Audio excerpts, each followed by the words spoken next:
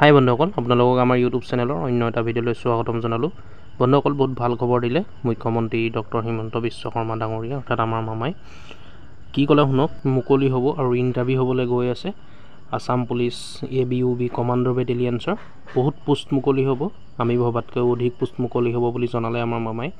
এবাৰ বহুত বেছি কৰি দিব পোষ্ট, যিহেতু 1 লাখ অলৰেডি দিয়া হৈছে বুলি কৈছে মামাই। 1 লাখ চাকৰি যি দিয়াৰ প্ৰতিশ্ৰুতি কৰিছিলে, এতিয়া আৰু নতুনকৈ মুকলি হ'ব আৰু জুন মাহতে দৌৰিব লাগিব বুলি ক'লে মামাই। শুনক ভিডিঅ'টোত সকলোখিনি কথা, যে জুন মাহতে ইণ্টাৰভিউ হ'ব, ৰ'দতে দৌৰিব লাগিব। বহুত ভাল খবৰ দিলে, আপোনালোকে ভিডিঅ'টো শেষলৈকে চাই থাকিব, তেতিয়া সকলোখিনি কথা গম পাব। জুলাই অলপ গৰম থাকিব, তথাপিতো তহঁতি দৌৰিব লাগিব। হ'ব হ'ব, পাৰিবি নাই? ৰেডি? ৰাতিপুৱা দৌৰি আছ? ঠিক আছে।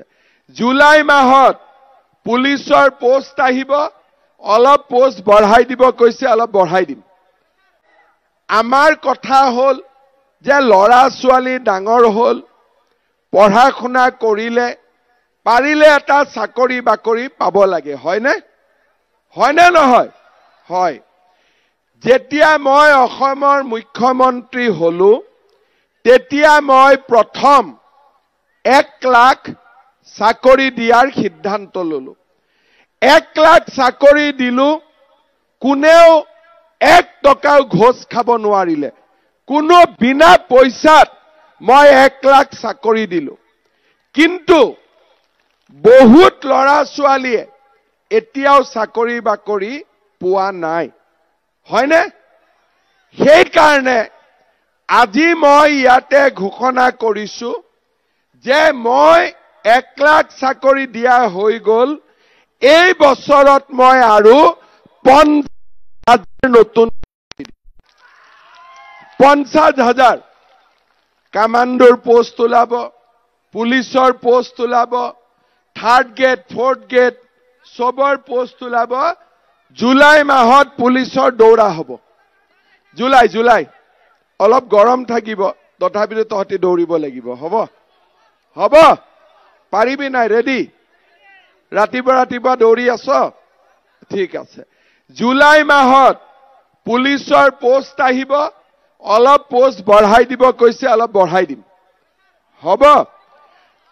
ছেপ্টেম্বৰ অক্টোবৰ মাহত 3rd গ্ৰেড 4th গ্ৰেডৰ ইণ্টাৰভিউ হ'ব আৰু এনেকে এই বছৰটোত মই আৰু 50,000 ল'ৰা ছোৱালীক চাকৰি দিম।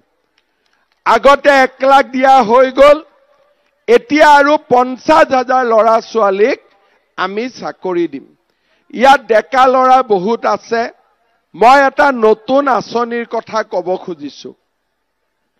1 লাখ চাকৰি দিলো আৰু 50,000 চাকৰি দিম, কিন্তু বহুত ল'ৰা ছোৱালী থাকি যাব, তাৰ পিছতো চাকৰি নাপাব, কাৰণ নিবনুৱাটো 10-12 লাখ আছে। এইবাৰ আমি কি কৰিছো, যিবিলাক ল'ৰা ছোৱালীয়ে চাকৰি নাপাব তেওঁলোকৰ কাৰণে আমি এটা আঁচনি আনিছো, যে গভৰ্ণমেণ্টে, বেংকৰ লগত কথা নাই, গভৰ্ণমেণ্টে ডাইৰেক্টলি 2 লাখ টকা দিব বেহা বেপাৰ বা যিকোনো কাম কৰিবৰ কাৰণে। এই 2 লাখ টকাৰ গভৰ্ণমেণ্টক 1 লাখ টকা ঘূৰাই দিব লাগিব, 1 লাখ টকা ঘূৰাই দিব নালাগে। তাৰ মানে চাকৰি নোপোৱা ল'ৰা ছোৱালীয়েও ব্যৱসায় বাণিজ্য কৰিবৰ বাবে চৰকাৰৰ পৰা সুবিধা পাব। বুজি পালে চবে? চাকৰিও হ'ল আৰু যাৰ চাকৰি নহ'ল সি গভৰ্ণমেণ্টৰ পৰা টকা পাব, সৰু সুৰা বেহা বেপাৰ কৰিবৰ কাৰণে। মাটিও মৰ্টগেজ দিব নালাগে, একো দিব নালাগে, গভৰ্ণমেণ্টে ডাইৰেক্টলি সহায় কৰিব।